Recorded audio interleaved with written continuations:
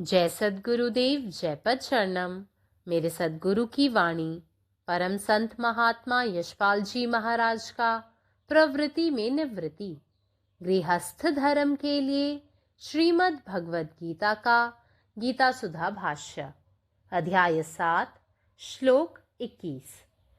यो यो yam yam तनुम भक्तः श्रद्धया रचितुमिच्छति तस्य तस्याचलां श्रद्धां तामेव विदधाम्यहम्। जो सकाम भक्त जिस जिस देवता के स्वरूप को श्रद्धा से पूजना चाहता है, उस भक्त की श्रद्धा को उसी देवता के प्रति स्थिर करता है। सकाम भक्त भी बहुत प्रकार के होते हैं और उनकी अपनी अपनी कामना और प्रकृति के भेद से उनके इष्ट देवता भी पृथक पृथक ही होते हैं। देवताओं की सत्ता में, उनके प्रभाव और गुणों में तथा पूजन प्रकार और उसके फल में पूरा विश्वास करके श्रद्धा पूर्वक जिस देवता की पूजा का जैसा विधान हो, उसी प्रकार 100% पूजा करना वांछित फल को अवश्य प्राप्त कराता है। भगवान कह रहे हैं, भक्त की श्रद्धा को मैं उसी इष्ट देवता के प्रति स्थिर कर देता हूँ और उसी भक्ति के बल से क्रमशः आत्मदेव के प्रति भी उसे भक्ति प्राप्त होती है। The Lord declares, I am in everybody's heart as the super soul, and as soon as one desires to worship the demigods, I make his faith steady so that he can devote himself to some particular deity. God has given independence to everyone. Therefore, if a person desires to have material enjoyment and wants very sincerely to have such facilities from the material demigods, the Supreme Lord, as super soul in everyone's heart, understands and gives facilities so that they can fulfill their material desires. Both the living persons and the demigods are controlled by the will of the Supreme Personality of Godhead. There, one cannot worship any deity by his own desire, nor can the demigods bestow any benediction without the supreme will. As it is said, not a blade of grass moves without the will of the Supreme Personality of Godhead. Generally, persons who are distressed in the material world go to the demigods, as they are advised in the scriptures. For example, a diseased person is recommended to worship the sun god. A person wanting education may worship the goddess of learning, Saraswati, and a girl wanting a suitable husband of her liking may worship goddess Uma, the wife of Lord Shiva. In this way, there are recommendations in the scriptures for different modes of worship of different demigods. And because a particular person wants to enjoy a particular material facility, the Lord inspires him with a strong desire to achieve that benediction from the particular deity, and so he successfully receives the benediction. The Supreme Personality of Godhead as Supersoul is also present within the heart of the demigod. Therefore, he arranges through the demigod to fulfill the desire of the aspirant. In short, the Lord says that as we think, so we become, and the more we become, the more we think in the same given pattern. Applying this principle, it becomes clear beyond all doubts why every one of us is bound by our own habits and how we get chained up by our own peculiar type of thinking. Thoughts belong to the realm of nature, Prakriti. Thoughts create the world, and the all-pervading self is the essential substratum, Purush, that provides the world drama with its stage and sceneries. Om. സദ്ഗുരുവിൻ്റെ സന്ദേശം അധ്യായം 7 ശ്ലോകം 21. ലക്ഷ്യപ്രാപ്തിക്കായി സകാം ഭക്തർ ഏത് ദേവതകളെ ആരാധിക്കുന്നുവോ ആ ദേവതകളിൽ ആ ഭക്തർക്കുള്ള വിശ്വാസം ഞാൻ സ്ഥിരപ്പെടുത്തുന്നു. നിരവധി തരം സകം ഭക്തരുണ്ട്. അവരുടെ ഇഷ്ടദേവതകളും അവരുടെ ആഗ്രഹങ്ങളും സ്വഭാവവും വ്യത്യസ്തമാണ്.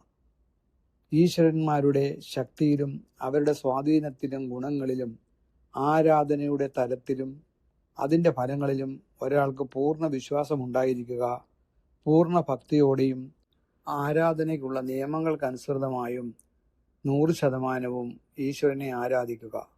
തീർച്ചയായും ആഗ്രഹിച്ച ഫലങ്ങൾ കൈവരിക്കുന്നതിലേക്ക് ഇത് നയിക്കുന്നു.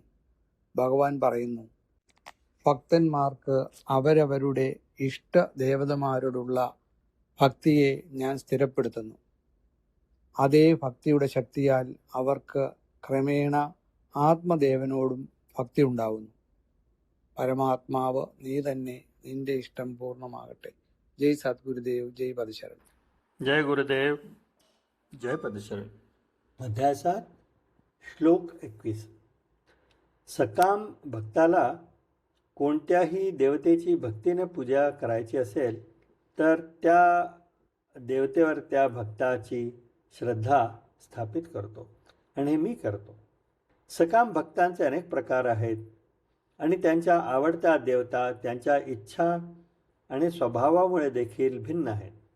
देवाच्या शक्तीवर, त्याच्या प्रभावावर आणि गुणावर आणि उपासनेच्या प्रकारावर, त्यांच्या परिणामावर पूर्ण विश्वास ठेवून पूर्ण भक्तीने आणि उपासनेच्या नियमानुसार 100% देवाची पूजा केल्याने निश्चितच इच्छित परिणाम साध्य होतात.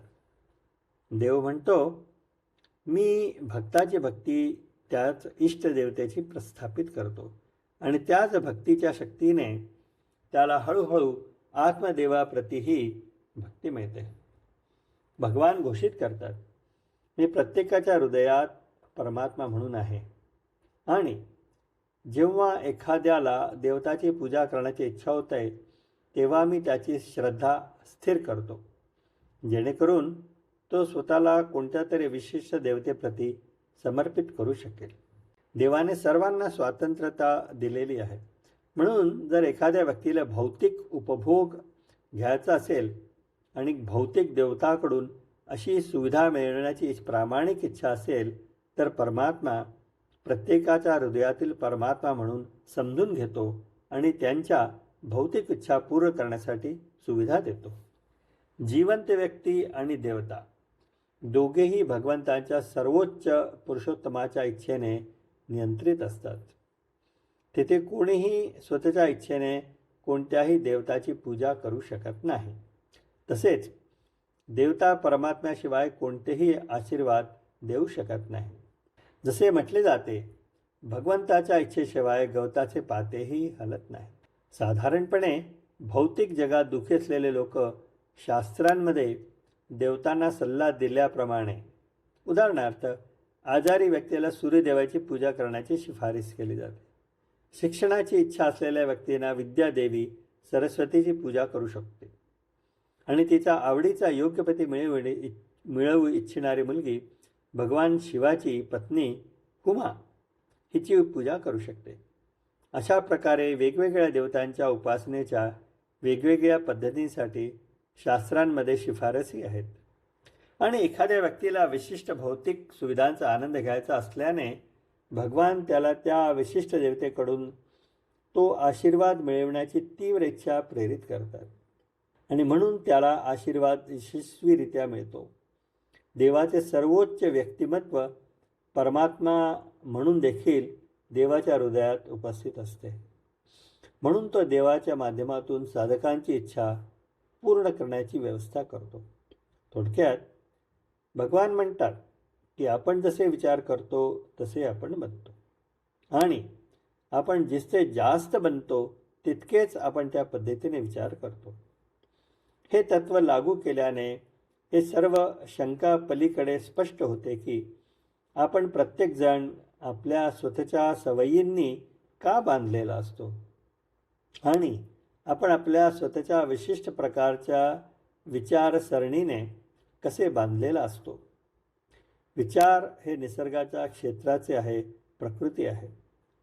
विचार जग निर्माण करतात आणि सर्वव्यापी स्वतः हा आवश्यक आधारस्तंभ पुरुष आहे, जो जग नाटकाला त्याचे रंगमंच आणि दृश्ये प्रदान करतो.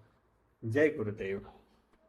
నా సద్గురు సందేశము గీతాసుధ పరసత్మాత్మ శ్రీ యశ్పాజీ మహారాజు వారి ప్రతిపాదించిన ప్రవృత్తిలో నివృత్తి గృహస్థ మార్గంలో గీతా భాష్యము అధ్యాయము 7 జ్ఞాన విజ్ఞాన యోగము శ్లోకం 21.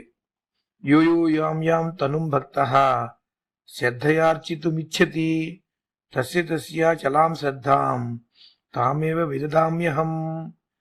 ఏ సకామ భక్తులు ఏ దేవతల స్వరూపములను శ్రద్ధతో పూజ చేయాలని కోరుకుంటారో ఆయా భక్తుల శ్రద్ధను అదే దేవతల పట్ల స్థిరపరిచేదను. సకామ భక్తులు కూడా చాలా రకాలుగా ఉంటారు. వారు వారి వారి కోరికలు మరియు వారి ప్రకృతి భేదముచే వారి ఇష్టదేవతలు కూడా వేరువేరుగా ఉంటారు. దేవతల శక్తితో వారి ప్రభావము, గుణముల్లో మరియు పూజా విధానము, వాటి ఫలితముల్లో పూర్తి విశ్వాసం ఉంచి శ్రద్ధాపూర్వకంగా ఏ దేవతల పూజలు ఏ పద్ధతిలో ఉంటాయో అదే ప్రకారంగా 100కి 100 పాళ్ళు పూజ చేసి వాంఛిత ఫలితాన్ని తప్పక పొందెదరు. భగవానుడు ఇలా చెప్తున్నాడు, భక్తుడి శ్రద్ధను ఆ దేవతల పట్ల స్థిరంగా ఉంచుతాను నేను. ఆ భక్తి బలముచే క్రమముగా ఆత్మదేవుని పట్ల కూడా అతనికి భక్తి కలుగుతుంది. పరమాత్మ నీవే ఉన్నావు, నీ ఇష్టమే నెరవేరాలి. జై సద్గురుదేవ్, జై ప్రసన్న. यो यो यां यां तनुं भक्तः श्रद्धयार्चितुमिच्छति तस्य तस्याचलां श्रद्धां तामेव विदधाम्यहम्.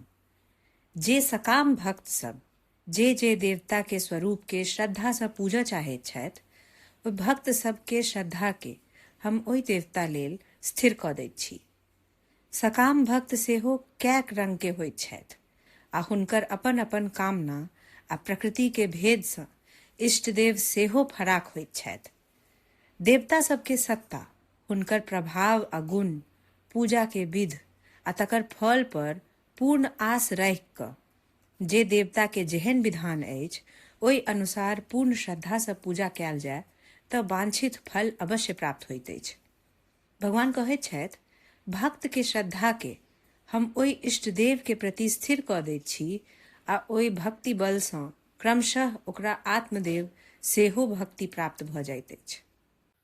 अखिल भारतीय संत मत सत्संग पंजीकृत दिल्ली, मुख्यालय B20 CC colony, Rana Pratap बाग के सामने, दिल्ली. सत्संग आश्रम संत यशरूप तपोभूमि परिसर, अनंगपुर, जिला फरीदाबाद, हरियाणा.